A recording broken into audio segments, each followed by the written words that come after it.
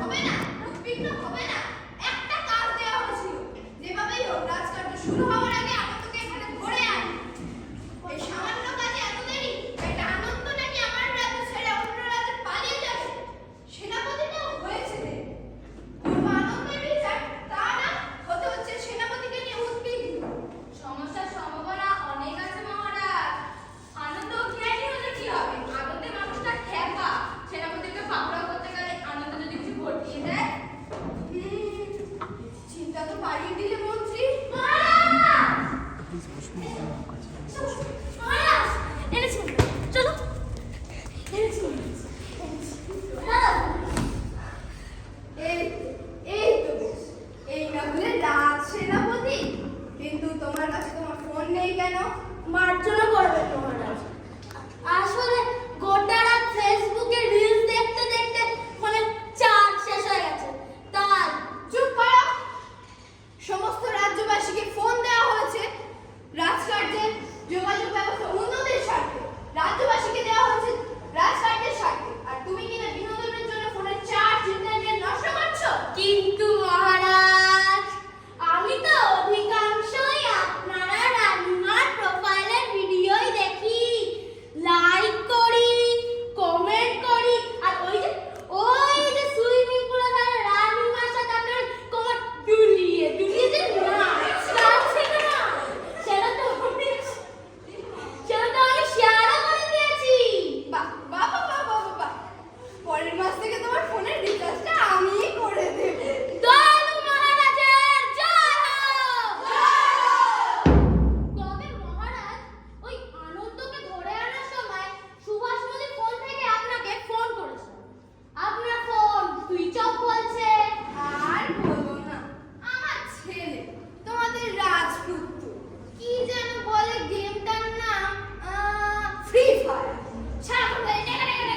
ওই করতে করতেই ফোনের চার্জটা খতম হয়ে যাচ্ছে। আমি বাধা দিই না। রাজপুত্র বলে কথা, একদিন না একদিন যুদ্ধ তো করতেই হবে। তাই এখন থেকে নানা রকমের বন্দুক চালিয়ে হাতটা পাকিয়ে নিই। শান্তিনগর রাজ্যের রাজা সুপুত্র বীরচন্দ্র রাজকুমারের জয় হোক। জয় আমার হাতে বাঁধন দেওয়া হয়েছে কেন? তাই তো সেনাপতি, তোমাকে আমি ধরে আনতে বলেছিলাম, তুমি বেঁধে এনেছো কেন? মহারাজ, বিজ্ঞানকে সাধুবাদ জানিয়ে প্রযুক্তিকে মিত্র করে আজ প্রত্যেক রাজবাসীর হাতে আপনার দেওয়া মোবাইল ফোন। একমাত্র এই আনন্দই যে মোবাইল ফোন ব্যবহার করতে অস্বীকার করেছে। যে হাতে মোবাইল ফোন ব্যবহৃত হয় না, সে হাতে এই রশির বাঁধন উপযুক্ত নয় কি? তা বটে তা বটে। আচ্ছা আনন্দ, রাজ দরবার থেকে বিনামূল্যে ফোন দেওয়া হয়েছিল, তুমি ব্যবহার করো। যতবারই তোমাকে বলা হয়েছে তুমি বলেছো যেদিন কি সমাজ সত্যিই এগোবে সেদিন তুমি ফোন ব্যবহার করবে। এটুকু আমি মেনে নিয়েছি। কিন্তু আজ ভোরে সীমান্ত ছেড়ে তুমি অন্য রাজ্যে পালাচ্ছিলে কেন? এ রাজ্য আমার বসবাসের যোগ্য নয় বলে। আনন্দ, পেঁচ মেরে কথা বলবেন আনন্দ। অন্য রাজ্যে পালিয়ে গিয়ে প্রচার করে বেড়াবে শান্তিনগরে শান্তি নেই, তাই তো? সূর্যনাথ সিংহের রাজ্যে প্রতিটি মানুষের হাতে ফোন আছে, এই নিয়ে আমি বিশ্ব রেকর্ড করতে চাইছি। একমাত্র তুমিই যে ফোন ব্যবহার করতে অস্বীকার করেছো। ফোনটা ব্যবহার করতে এত কিসের অসুবিধা তোমার? রাজ্যের উন্নতিতে এত জ্বালা কিসের তোমার? মোবাইল ফোনের এই কুৎসিত ব্যবহারকে তুমি উন্নতি বলো রাজা? মানে কি বোঝাতে চাইছো তুমি? খোঁজ নিয়ে দেখেছো রাজা? শিল্প, সংস্কৃতি, বিদ্যা কোন তলানিতে থেকেছে এই শান্তিনগরে? কেন? প্রভূত উন্নতি হয়েছে। যার যেমন প্রতিভা তেমন ভাবে দেখানোর সুযোগ পাচ্ছে কয়েক নিমেষে। ছোটবেলায় গুরুমশাই একটা রচনা লিখতে দিতেন, বিজ্ঞান আশীর্বাদ না অভিশাপ। তুমিও লিখেছো নিশ্চয়ই। মানে কি বোঝাতে চাইছো তুমি?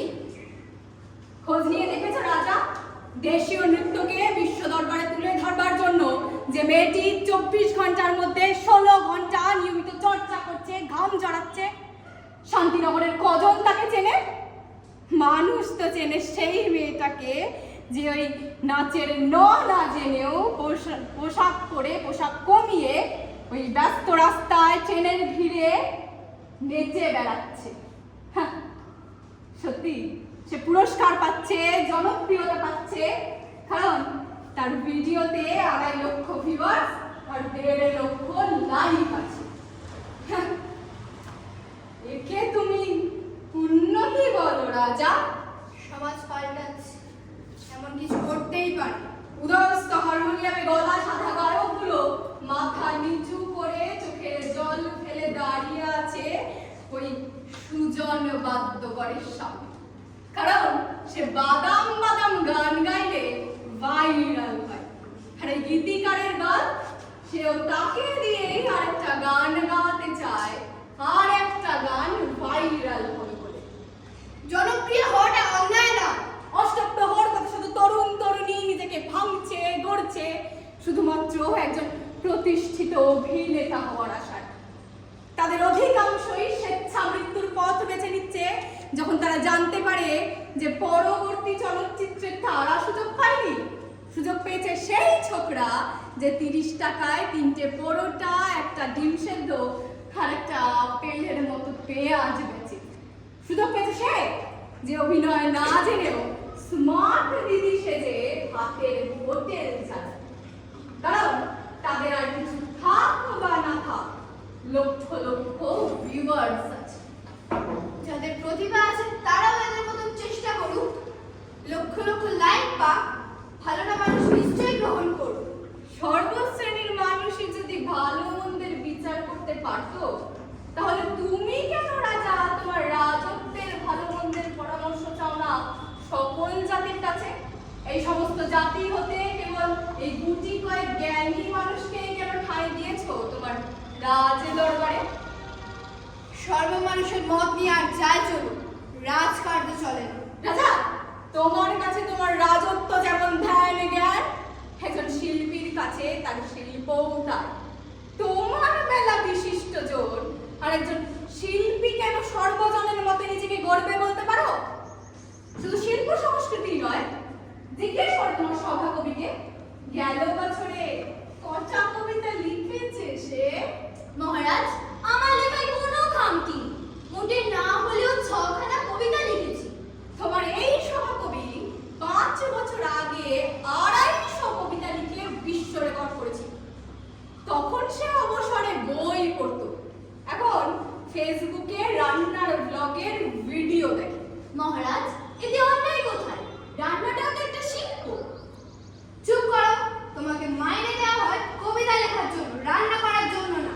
শুধু তাই নয় রাজা, তোমার পুত্র এই শান্তিনগর রাজ্যের ভবিষ্যৎ আগামীর সংকট, পিতা হয়ে কখনো খোঁজ নিয়ে দেখেছো? এই ছোট বয়সেই সে কতখানি ক্ষিপ্র, নিজেকে 4 দেওয়ালের মধ্যে বন্দি করে রেখে ওই মোবাইল ফোনে সর্বদা ওই ডাকা ডাকা ডাকা গুলি কর মার মার এরকম একটা ক্ষিপ্র মানসিকতা নিয়ে বসে আছে। গুরুজন, মিত্র, শ্রদ্ধা, ভালোবাসা সমস্ত শিক্ষা পাচ্ছে তো ঠিকঠাক?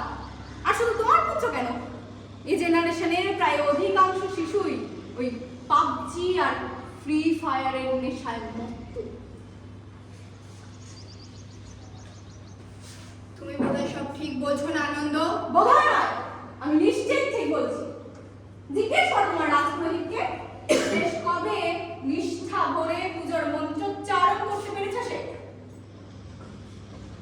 কেন কেন পূজার মন্ত্রের সাথে ফোনের কি সম্পর্ক? রাজা, তুমি দেখো মন্দিরে ভক্ত সমাগম দিন বেড়েই চলেছে, অথচ সবাই কি পূর্ণ ভক্তি নিয়ে আসে পুজো দিতে? শিবলিঙ্গে জল ঢালার সময় পাথর মূর্তির দিকে না তাকিয়ে তাকায় সামনে ওই মুঠো ফোনের ক্যামেরার দিকে। মন্ত্রোচ্চারণের পদ্ধতিতে তাদের বিন্দুমাত্র আগ্রহ নেই, যত আগ্রহ সেলফি তোলার পদ্ধতিতে। মহারাজ, এটা কিন্তু আনন্দ যথার্থই বলেছে। দুনিয়ার হাসপাতালে গেলেও সেনাবাহিনীর সকল সেনা কিন্তু আহার নিদ্রা সমস্ত সময় মেপেই করে তাদের শারীরিক সক্ষমতা ঠিক রাখতে। অথচ তোমার এই সেনাপতি, সে কিনা সারা রাত তোমার রিলস ভিডিও দেখে সকালে ঢুলু ঢুলু চোখে সকাল থেকে বেলা গড়িয়ে ফেলে আমার সাহস আনন্দ পেল। মার্জনা করবেন মহারাজ। দুর্ঘটনাগ্রস্ত মৃতপ্রায় ব্যক্তিকে এখন আর কেউ জল এগিয়ে দেয় না, বরঞ্চ ফোন ক্যামেরা বাড়িয়ে দিয়ে সোশ্যাল মিডিয়ায় লাইভ চালিয়ে ভিউয়ার্স বাড়িয়ে নেয়। বাহ, দাদা, বাহ, দেখেই তুমি উন্নতি বলো তো।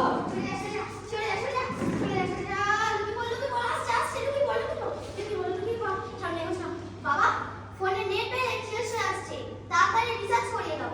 আসছে আসছে গুলি কর গুলি কর গুলি কর গুলি কর। কি হলো বাবা, তাড়াতাড়ি রিচার্জটা করিয়ে দাও। গুলি কর গুলি কর। কিন্তু তোমার তো এখন পড়তে বসার সময়। ও আমি পড়ে নেবো ফোন, তুমি দাঁড়িয়ে আছো, তাড়াতাড়ি রিচার্জ করিয়ে দাও। দাও ফোনটা। কি হলো বাবা, ফোনটা দাও, আমি তো গেম খেলছি। বাবা ফোনটা দাও কিন্তু, বাবা ফোনটা দাও। কত কত র্যাম কমে যাবে, কত পয়েন্ট নষ্ট হয়ে যাবে, বাবা তুমি বুঝতে পারছো না। বাবা ফোনটা দাও, দাও বাবা ফোনটা দাও, দাও বাবা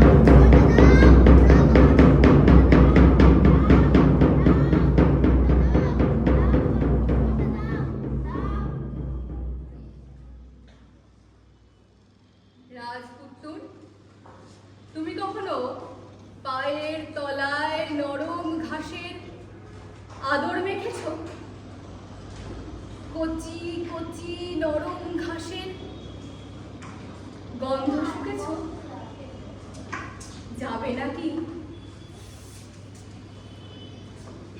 আজ সন্ধ্যেবেলায় তোমাকে আরেকটা নতুন গন্ধ চেনাবে। নতুন গন্ধ? নতুন বইয়ের গন্ধ। চল। রাজা, প্রয়োজনের থেকে বেশি ওষুধও কিন্তু বিষের সমান। বিজ্ঞানও তাই।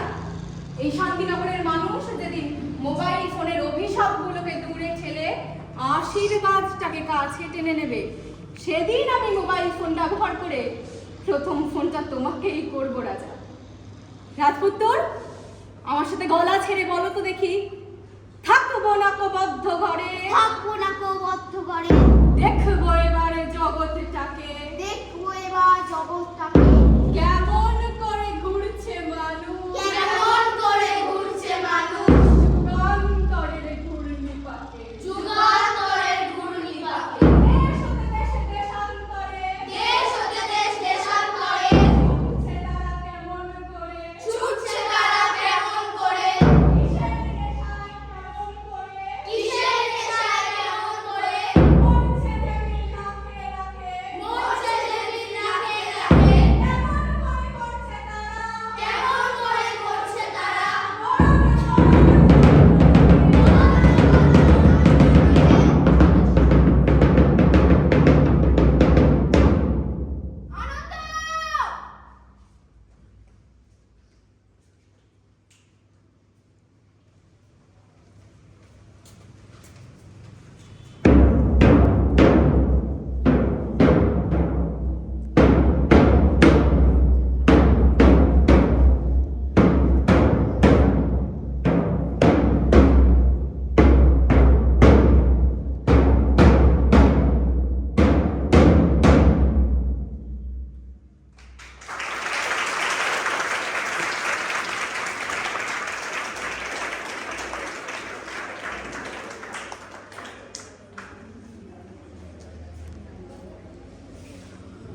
কেমন লাগলো?